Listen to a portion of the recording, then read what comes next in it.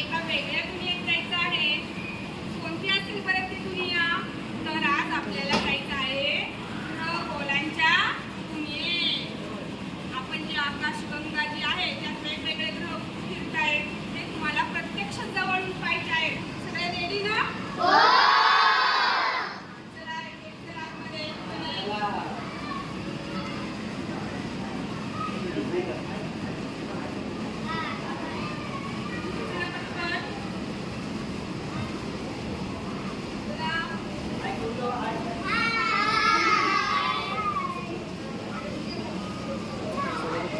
तिथं असं दाखवायचं.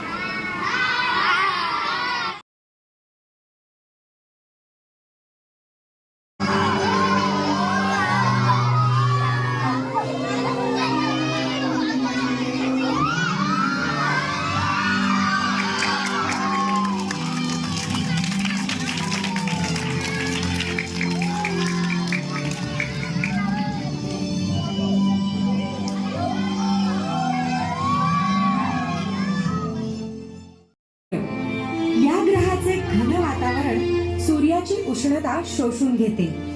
त्यामुळे हा सगळ्यात उष्ण ग्रह म्हणून गणला जातो.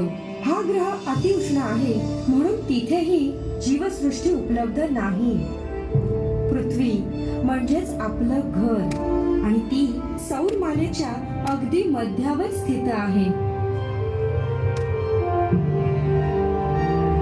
म्हणजेच एक दिवसला पृथ्वीच्या या हालचालीमुळेच सूर्य पुढे जाण्याचा भास होतो. पृथ्वी स्वतःभोवती फिरता फिरता वर्तुळाकार रेषेत सूर्याभोवती देखील फिरत असते. या हालचालीला परिक्रमा असे म्हणतात. पृथ्वी परिक्रमा करीत असलेल्या मार्गाला कक्षा असे म्हणतात. एक परिक्रमा पूर्ण करण्यासाठी पृथ्वीला साधारण 365 दिवस लागतात.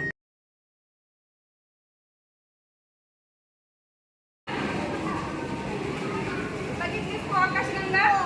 कुठला ग्रह तुला जास्त आवडला? मला पृथ्वी. का बरं?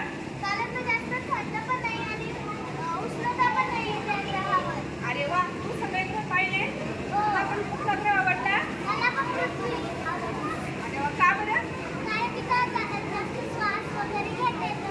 आणि काही ग्रहामध्ये श्वास घेता येतो तर आपल्या पृथ्वीमध्ये श्वास घ्यायला पण जागा मिळते. छान. अरे वा, तू बघितले सगळे ग्रह? कोणते कोणते?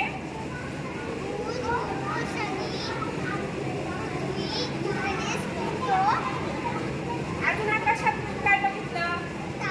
अरे वा, ध्रुवतारा पण छान. अरे वा, मस्त.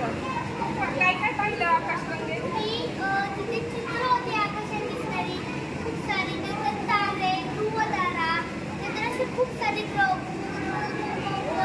ती खूप छान छान